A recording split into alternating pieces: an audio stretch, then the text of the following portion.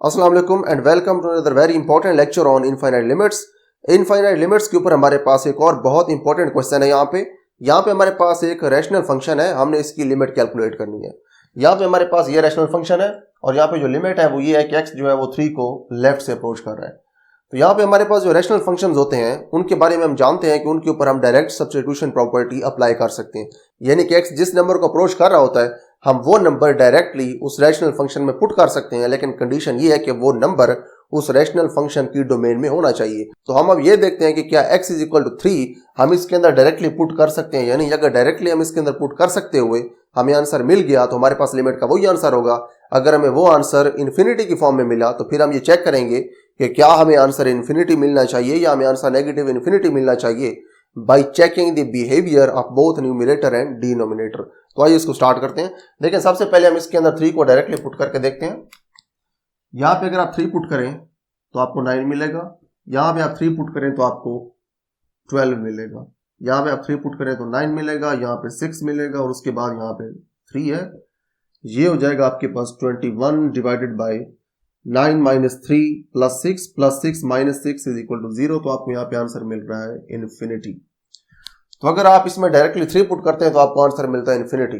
अब क्योंकि हमें आंसर इन्फिनिटी मिला है तो इट मींस दैट ये जो 3 है ये इस रैशनल फंक्शन की डोमेन में शामिल नहीं है, क्योंकि इसका डिनोमिनेटर 3 के ऊपर हो रहा है 0।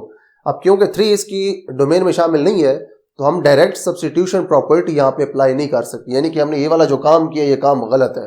हमने अब जो काम करना है यहाँ पे वो ये है कि हमने न्यूमरेटर और डिनोमिनेटर इन दोनों का बिहेवियर अलग-अलग चेक करना है। जब x 3 को लेफ्ट से अप्रोच करेगा तो उस वक्त हमारे पास जो लिमिट आएगी वो हमारे पास बेसिकली लिमिट का आंसर होगा। तो आइए इसको हम स्टार्ट करते हैं। सबसे पहले हम न्यूमरेटर का बिहेवियर चेक करेंगे और उसके बाद हम डिनोमिनेटर का बिहेवियर चेक करेंगे। डिनोमिनेटर का बिहेवियर चेक करने के लिए जरूरी है कि हम पहले डिनोमिनेटर को फैक्टराइज कर लें। तो उसके लिए हम इस रैशनल फंक्शन को दोबारा यहाँ पे लिखते हैं और फिर आगे उसको हम फैक्टराइज करते हैं। फिर उसके बाद हम इन दोनों के यानी कि न्यूमरेटर और डिनोमिनेटर के बिहेवियर्स देखेंगे। यहाँ पे हमारे पास जो लिमिट है उसको हम दोबारा लिख लेते हैं।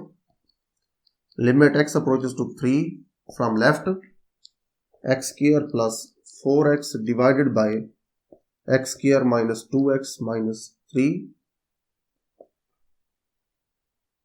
This is equal to limit x approaches to 3 from left, x square plus 4x divided by x square. इस मिडल टर्म को आप ब्रेक कर सकते हैं। माइनस 2x की जगह आप लिख सकते हैं minus 3x plus x। Factorisation हम कर रहे हैं माइनस 3। उसके बाद इन दोनों में से आप x कॉमन ले सकते हैं।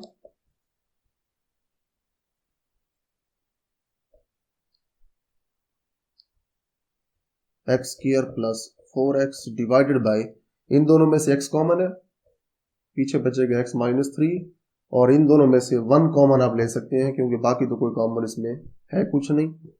उसके बाद प्लस की दोनों साइड्स के ऊपर ये ब्रैकेट कॉमन है, इसे आप कॉमन लेंगे। This is equal to limit x approaches to 3 from left, x square plus 4x divided by x minus 3 into x plus 1। x minus 3 जब आप कॉमन ले लेंगे तो यहाँ पे x बचेगा, यहाँ पे प्लस 1 बचेगा जिसको आप यहाँ पे लिख देंगे। तो यहाँ पे आपका जो डिनोमिनेटर है वो आपने फैक्टराइज करके इस तरह से इसको ट्रांसफॉर्म कर लिया है। अब इस डिनोमिनेटर का बिहेवियर चेक करना हमारे लिए ज्यादा इजी है। तो हम इन दोनों के बिहेवियर यहाँ पे चेक करते हैं। यहाँ पे सबसे पहले हम इसके न्यूमरेटर का बिहेवियर चेक करते हैं। Numerator as x approaches to 3 from left, this implies that x square plus 4x approaches to 21। हमने अब ये यहाँ पे पहले देख लिया कि जब यहाँ पे आप x की वैल्यू 3 पुट करते हैं तो आपके पास जो एग्जैक्टली आंसर है वो आता है 21।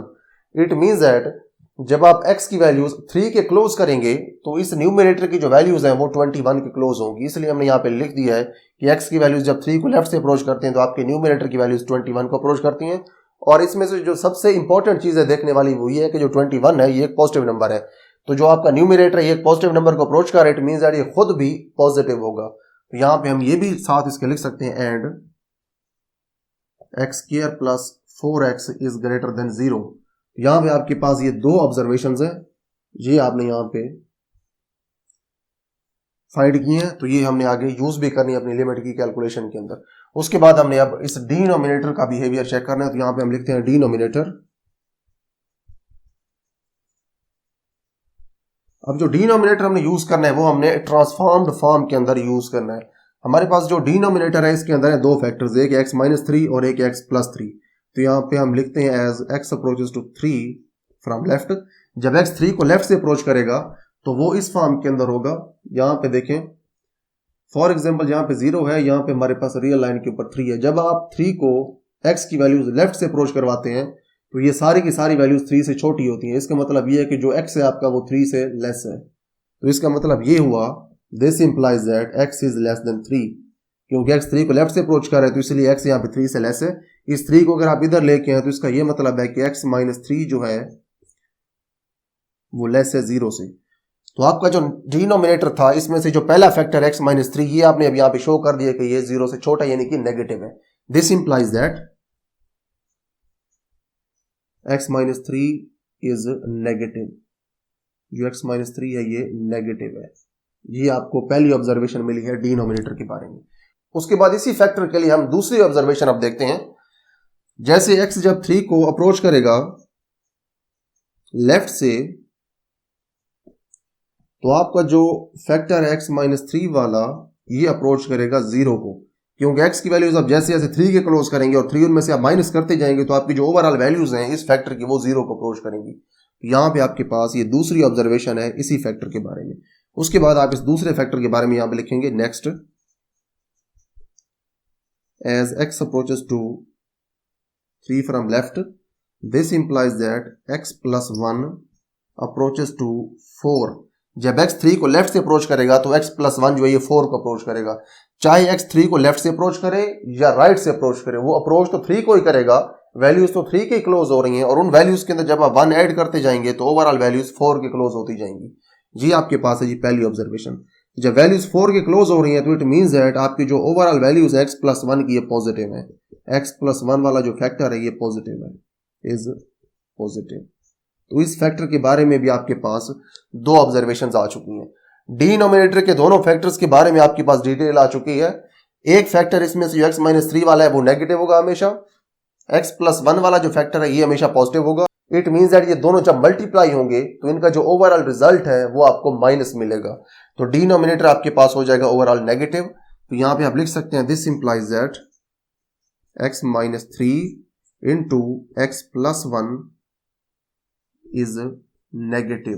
तो आपके पास जो डिनोमिनेटर है वो है negative and x minus 3 into x plus 1 approaches to 0 as x approaches to 3 from left. क्योंकि हम देख चुके हैं कि हमारा जो x प्लस 1 वाला फैक्टर है ये 4 को अप्रोच कर रहा है और जो x माइनस 3 वाला फैक्टर है ये अप्रोच कर रहा है 0 को। तो इन दोनों का जो प्रोडक्ट होगा ये वाला ये भी ओवरऑल 0 को अप्रोच करेगा। तो यहां पे हमारे पास ये एक और ऑब्जर्वेशन आ गई डिनोमिनेटर के बारे में। तो हमारे पास जो डिनोमिनेटर है इसके बारे में हमारे पास ओवरऑल फाइनल ये ऑब्जर्वेशंस दो आ चुकी हैं कि हमारा डिनोमिनेटर एक तो है नेगेटिव और दूसरा ऊपर से ये 0 को भी अप्रोच कर रहा है।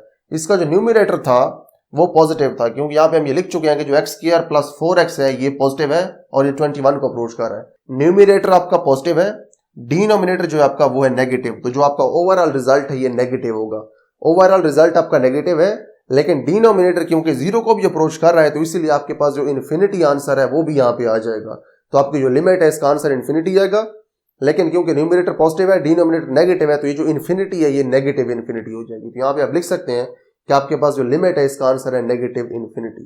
तो हम इसका आंसर अब यहाँ पे लिख सकते हैं this implies that limit x approaches to 3 from left x square plus 4x divided by x square minus 2x minus 3 is equal to minus infinity.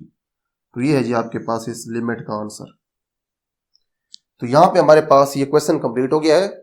इस लेक्चर के लिए इतना ही।